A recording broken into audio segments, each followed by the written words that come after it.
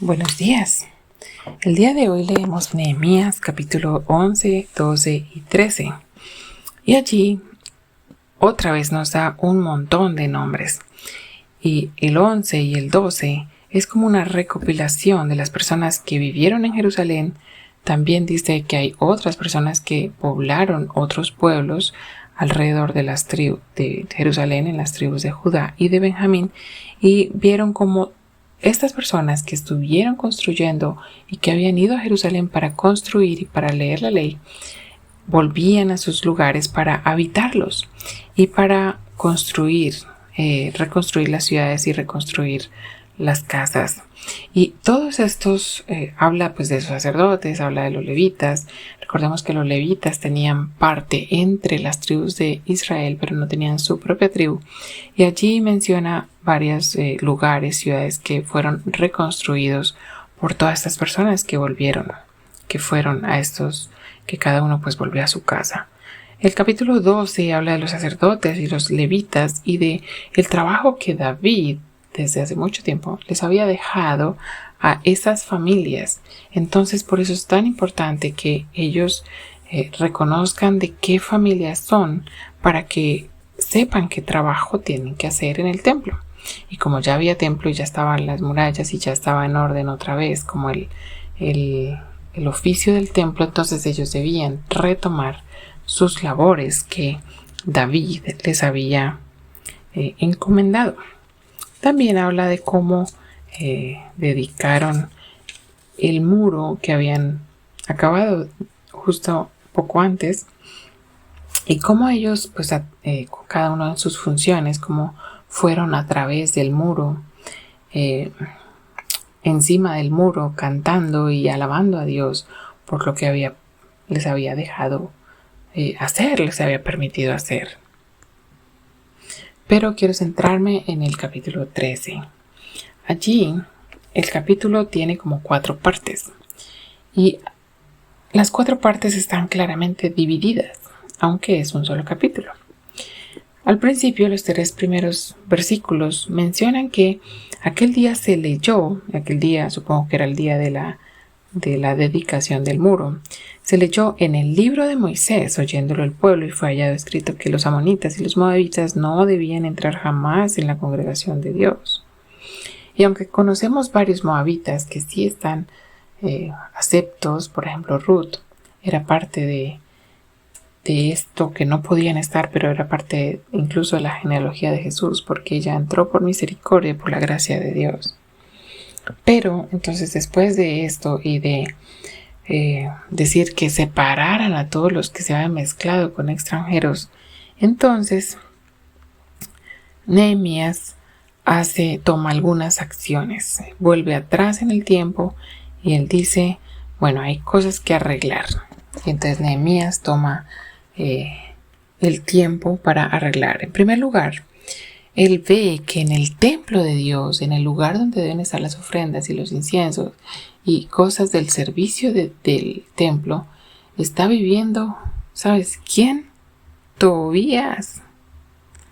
Y Tobías estaba viviendo en el templo, o sea, la amonita, que no solo era amonita, sino que aparte había intentado desanimar al pueblo en la construcción de la muralla. Y este enemigo del pueblo de Dios estaba viviendo en el templo. Entonces Nehemías dice, ¿cómo así? Dice, me dolió en gran manera, y mandó sacar todo eso y limpiar todo eso y decir, aquí va las cosas del templo, de las cosas del servicio, y aquí no va nada más.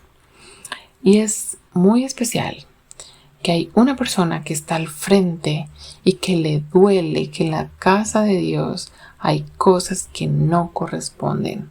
Muchas veces metemos en la casa de Dios y revolvemos las cosas de tal manera que no somos conscientes de que es la casa de Dios, y no es por ponerle una gran a las capillas de vendía, no es por ponerle como esto es grande, no, pero es que hemos perdido el respeto. Se nos ha olvidado que allí vamos a adorar a Dios. Se nos ha olvidado que no vamos a lucirnos, que no vamos a un desfile de modas, que no vamos al el que tenga el mejor peinado y el mejor maquillaje. A veces tenemos que recordar que allí, aunque ese no es el El templo somos nosotros, peor aún. Pero si vamos a un lugar a adorar a Dios, ese lugar merece respeto porque Dios es santo. Y debemos tener eso en cuenta. Ahora, si hablamos que el templo somos nosotros, ¿qué cosas debemos limpiar que no están en nuestra vida, que no corresponden a ser el templo de Dios? Yo creo que a veces nos falta ser conscientes de dónde vive Dios. Realmente Dios usa demasiada misericordia para vivir en nosotros, para que el Espíritu Santo viva en nosotros y quiera quedarse allí, porque tenemos las cosas revueltas. Muchas veces seguimos escuchando música que no corresponde y que no agrada a Dios, incluso denigra a la gente.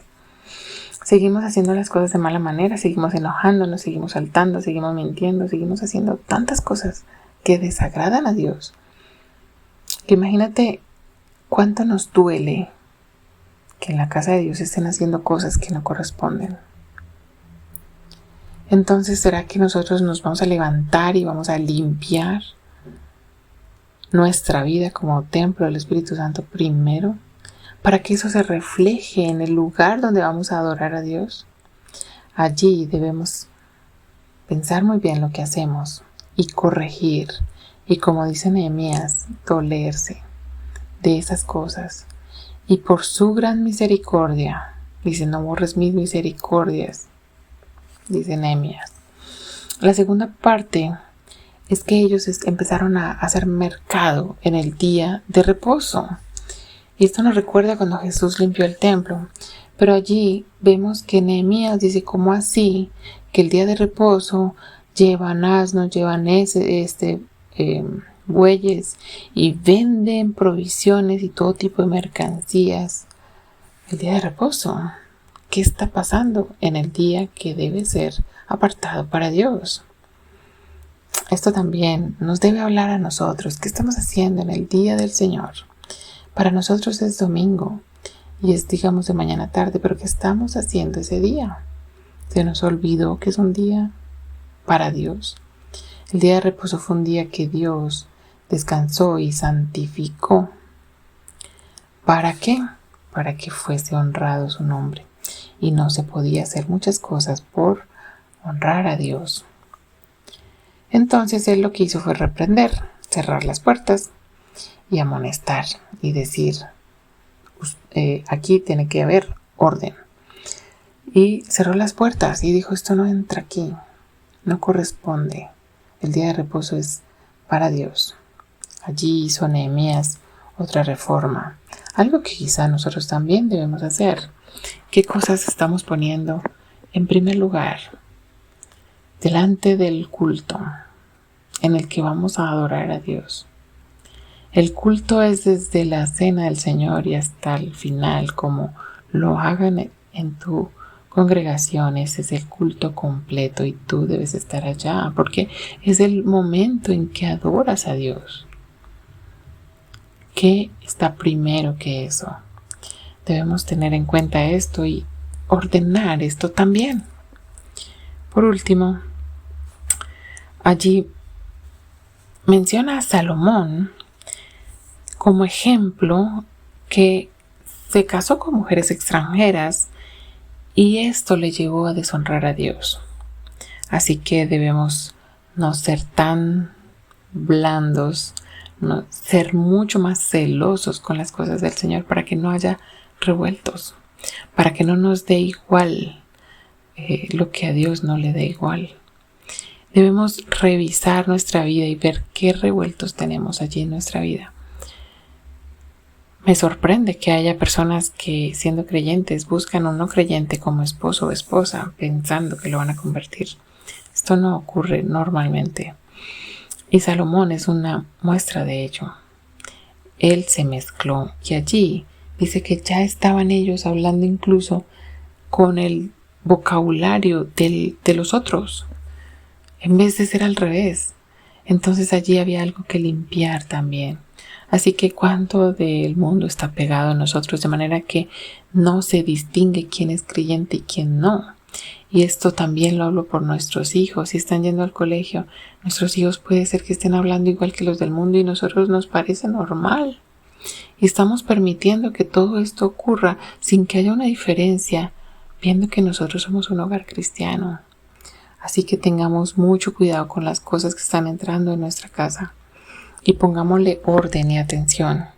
Y como dice el versículo 30, los limpié y puse a cada uno en su servicio.